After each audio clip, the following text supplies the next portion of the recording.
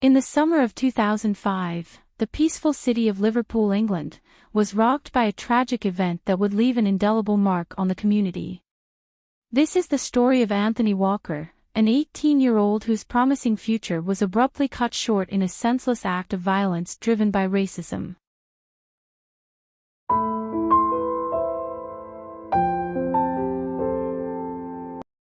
The vibrant and dynamic city of Liverpool, England is a place where history, culture, and a contagious energy collide to create an unforgettable experience.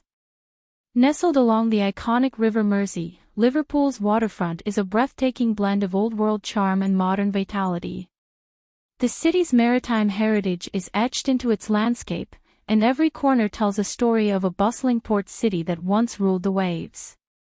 Known as the birthplace of the Beatles, Liverpool holds a special place in the hearts of music enthusiasts worldwide.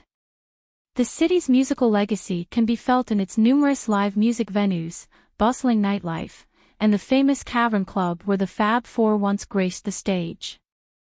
It is also a cultural hub, boasting world-class museums and galleries, including the Tate Liverpool and the Museum of Liverpool. The city's diverse neighborhoods offer a range of experiences, from the trendy Baltic Triangle to the historic Albert Dock, where you can explore the Beatles Story Museum or enjoy a leisurely stroll along the waterfront. The city is a home of architectural gems, including the iconic Liver Building, a symbol of Liverpool's resilience and grandeur. Each structure tells a tale of a city that has stood the test of time and continues to evolve. It was here, in this city, that Anthony Walker was born.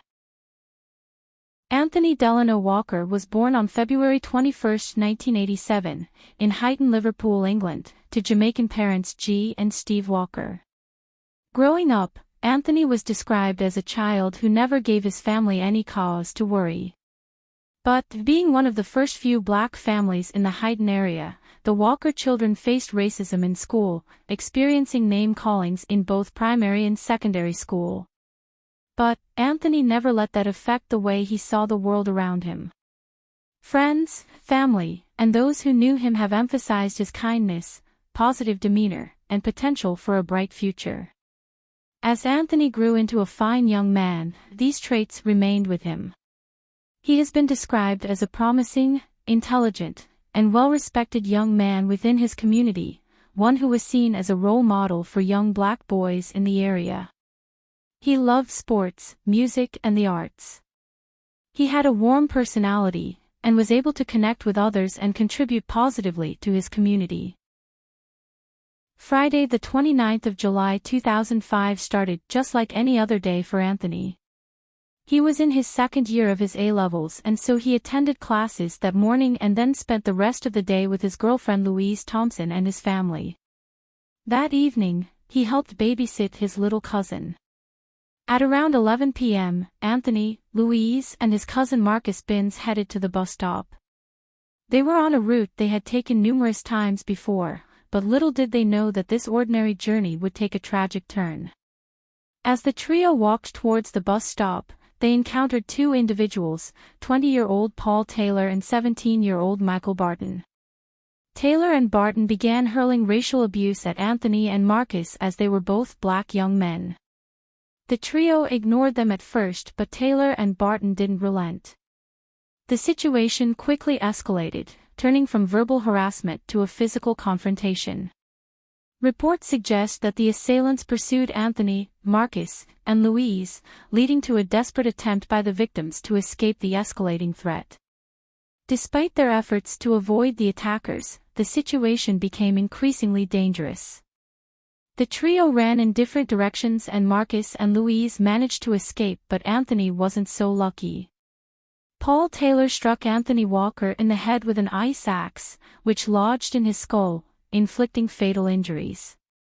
When Paul and Michael noticed Anthony was on the floor bleeding from his head, they fled the scene. Marcus and Louise returned to the area to find Anthony but instead found him in critical condition. Were called to the scene after the attack was reported and Anthony was rushed to Wiston Hospital in critical condition and then to the Walton Neurological Center, where medical professionals worked tirelessly to stabilize him. Despite the efforts of the medical team, Anthony's injuries proved to be fatal. Tragically, Anthony Walker succumbed to his injuries and was pronounced dead at the hospital at 5:25 a.m. on the 30th of July 2005. The Merseyside police launched a thorough investigation into the attack, aiming to apprehend the perpetrators responsible for Anthony's murder. Paul Taylor and Michael Barton were identified as the assailants, and a manhunt ensued. The duo had fled to Amsterdam the morning after the attack. When police named them as suspects, Barton's brother, footballer Joey Barton, appealed for them to return to the UK and turn themselves in. They flew back to Liverpool on August 3 and were arrested and charged with Anthony Walker's murder. Both Paul Taylor and Michael Barton were apprehended by law enforcement. The subsequent legal proceedings shed light on the motives behind the crime, revealing the racially motivated nature of the attack.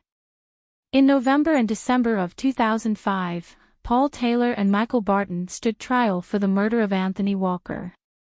The trial included evidence of the racial abuse leading up to the attack and the use of a deadly weapon.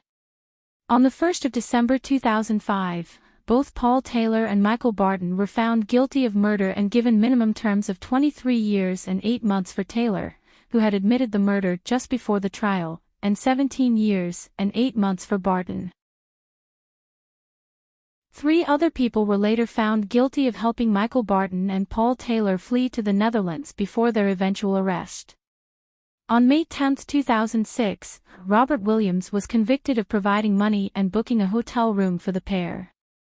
He was sentenced to 2 years and 4 months in prison. Paul Morrison was sentenced to 11 months in prison for providing a getaway car. Tracy Garner admitted assisting an offender and received an 11-month suspended sentence and 50 hours of community service. The murder of Anthony Walker had a profound impact on the local community and beyond. Vigils, marches, and memorials were organized to remember Anthony and condemn the senseless act of violence. Michael Barton's sentence was reduced by 8 months to 17 years in 2016, in recognition of improvements in his attitude and behavior. He was released from jail in September 2022 after serving 17 years behind bars. Anthony Walker's family, particularly his mother G. Walker, became vocal advocates against racism. The Anthony Walker Foundation was established in his memory, working to promote tolerance, diversity, and education while actively campaigning against discrimination.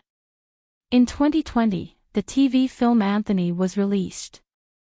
It portrayed what Anthony's life may have been if he hadn't been killed in such a gruesome manner. The legacy of Anthony Walker lives on through the collective efforts of those who refuse to be silent in the face of discrimination. May his soul continue to rest in peace.